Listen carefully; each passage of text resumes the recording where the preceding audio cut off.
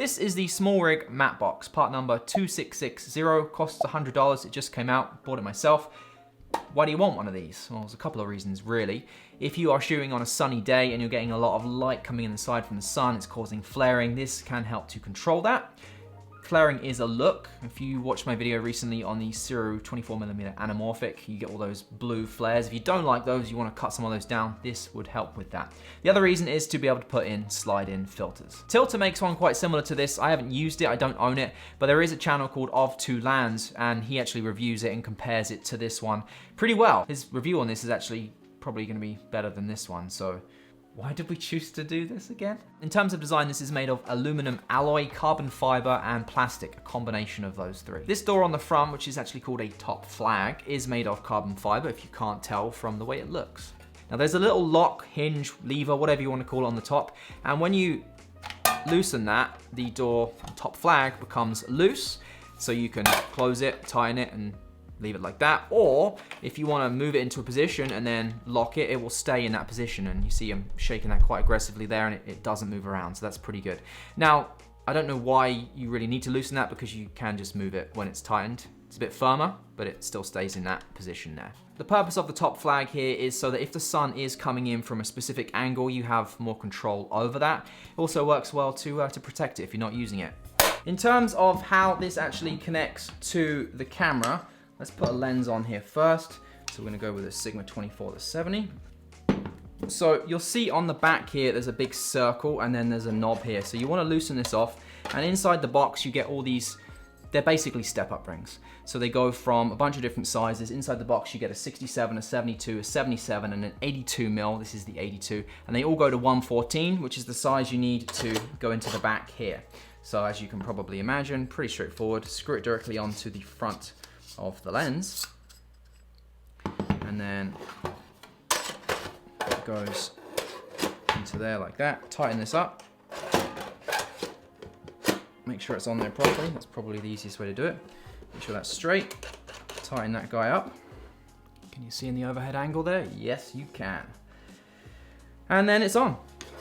Simple as that, really. If you need something bigger than the 4 adapters that you get in the box, so like a 95, they do sell that as well, so a 95 to 114, it costs 15 bucks. Part number for that is 2661.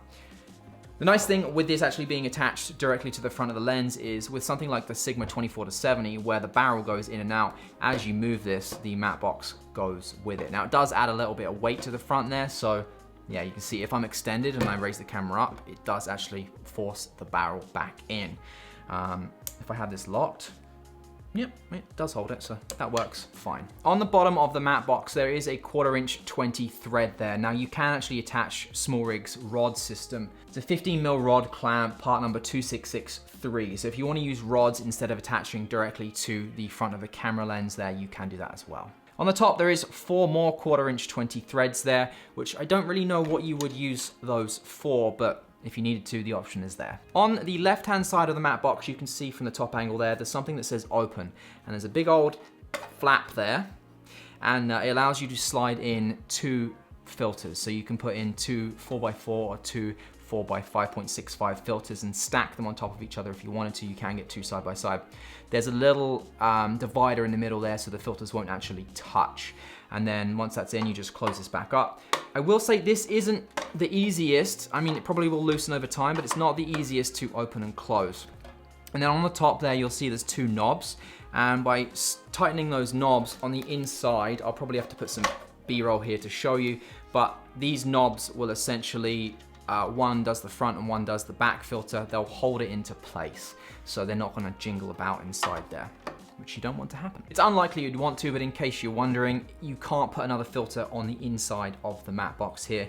There's no filter threads on the inside once it's screwed on. So you have to use the 4x4 or the 4x5.65 filters in the side there. You can't use just any other old filter, put it in the front of the matte box. All the part numbers are listed below in case you're interested in picking this up. And some of you are probably gonna ask about this little thing on the side here. This is my new favorite $10 accessory for the A7S III, sorry. This is the tilter hand grip. It costs 10 bucks, and it's just a hand grip that attaches to my SmallRig cage. It's not designed for it, but it just seems to work really, really well. I have been playing around with this Loner FX6, which Sony sent me, and I absolutely love the side grip on this. And I was trying to find something similar, and this is what I settled upon, and it works really well. Is it made of leather? I don't really know, but yeah, I really like it. So it's pretty strong too. Look, risky to do that, isn't it? But it does work fine. So yeah, I'll put that down below as well if you're interested. Now, you're probably not going to want to put this on a smaller camera. I know you might be tempted to, but if you wanted to see, this is it on the A6100, and it kind of looks ridiculous.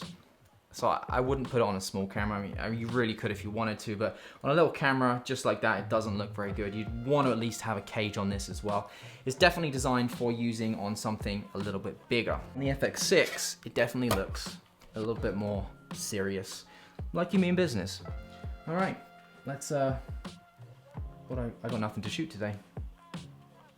Let's go get some crazy cinematic B-roll of the dogs. See you later.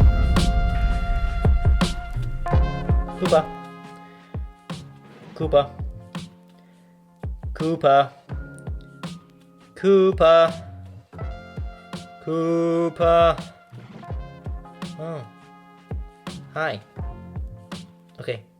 Bye.